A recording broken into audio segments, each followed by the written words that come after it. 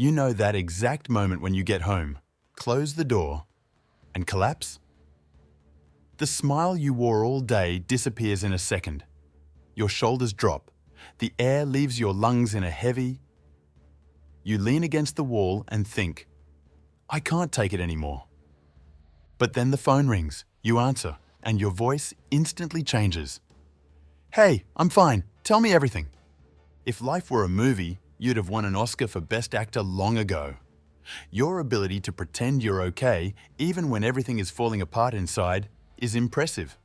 You've become the strong one, the stable one, the pillar, the person who can handle it. We're talking about the psychology of those who pretend to be fine all the time. Not the casual "I'm good" to a stranger, but the lifestyle of never allowing yourself to falter, of swallowing tears, holding everything together, and only breaking down when no one is looking. You probably hear things like, I admire your strength, or you're the pillar of this family. And you smile. But deep down, sometimes you'd like to scream, I'm not strong, I'm tired. In this video, we'll talk about the cost of this armor, where this need to be invincible comes from, how the body charges for what the mouth hides, and why being vulnerable isn't the opposite of being strong. It's part of being truly strong. Tell me in the comments, on a scale from 0 to 10, how much do you pretend to be okay? 0 is, I say everything I feel. 10 is, no one has any idea what's going on inside me. And if you want to keep exploring the psychology behind emotional masks, subscribe to the channel. There's a curse that affects those who hold it all together, the curse of the pillar.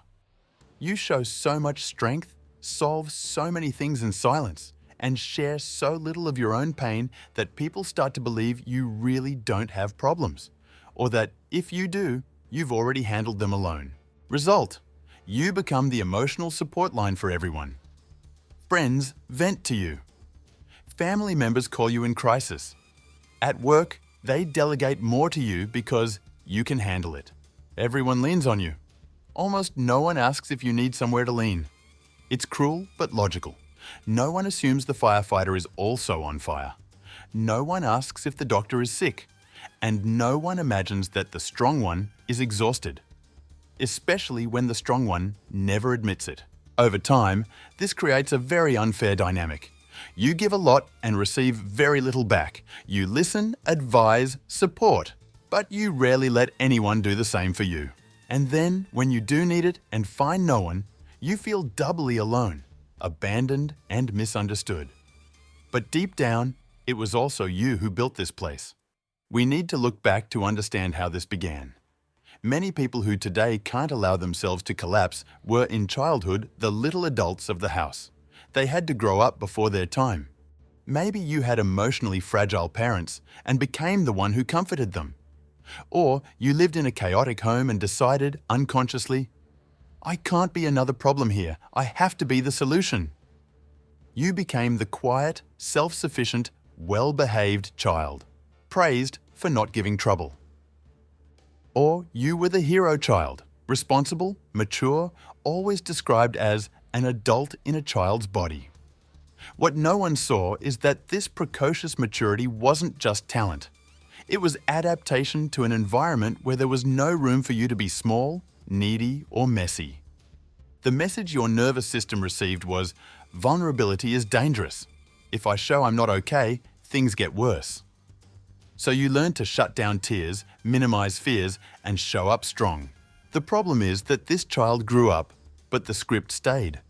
Today, there is no longer the same danger, but your body still reacts as if you had to be in control all the time. You protect everyone from your pain as if your sadness could break them. Emotion, however, doesn't disappear because it's hidden. What the mouth doesn't say, the body says. Chronic tension in the shoulders, migraines, gastritis, insomnia, back pain, chest tightness. These are common symptoms in people who pretend to be fine. Psychology calls this somatization, when the body expresses what the mind represses. Each time you swallow the cry, hold back anger, or smile while wanting to collapse, you're taking an emotional loan. You tell yourself, I'll deal with this later. But later never comes. the body charges the interest. You become a regular at the pharmacy, always with something that the tests find nothing. The truth is that your nervous system is operating in survival mode for too long. The facade of strength is costing a lot on the inside.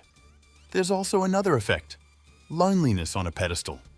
The more you present yourself as invincible, the more people admire you, and the less they dare to get close. Perfection creates distance. People admire the statue, but don't hug it. Deep relationships aren't built only out of success and composure. They're built out of shared fragility. When you never say, "I don't know what to do," you never give anyone the opportunity to be by your side in the struggle. You become surrounded by people who see you as reference, but not always as equal.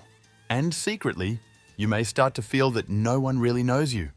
They know your capable, controlled version, not the one that's afraid, insecure, or tired. This is a type of emotional loneliness that no amount of company fills. So, how can you start changing this without feeling like you're letting go of everything? The first step is to give yourself permission to be human. That sounds obvious, but for someone who has spent their whole life being the strong one, it's revolutionary. Humans cry, doubt, get tired, don't know. And that doesn't make them less worthy of respect. You don't need to fall apart everywhere. You don't have to tell everyone everything, but you do need at least one place where you can be real. It can be therapy, it can be a trusted friend, it can be your partner. Choose one safe space to test what it's like to say, "Today I'm not okay." At first, your brain will scream danger. You'll expect rejection, judgment, or collapse of the environment. But often, what you'll find is relief, your own and the other person's, who finally can also be more human with you. Start small. Saying, "I'm tired" instead of "I'm fine" already breaks a bit of the armor. Saying, "I can't do that right now," instead of accepting everything, shows you that the world doesn't fall apart when you respect your limits. Rest needs to stop being a prize you only give yourself when you've done everything. Rest is fuel. If you don't stop voluntarily, your body will stop you, usually in more painful ways. True strength isn't never breaking. True strength is knowing when to stop, ask for help, and let yourself be supported. It's having the courage to come down from the pedestal and walk on the ground with everyone else. If this talk felt like the hug you didn't know you needed, leave a like. It's our code for me too.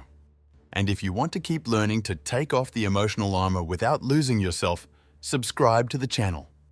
Because pretending to be okay all the time doesn't make you stronger. It just makes you lonelier. You deserve more than applause for your strength. You deserve a place where you can be held when you're tired of being the one who holds everything.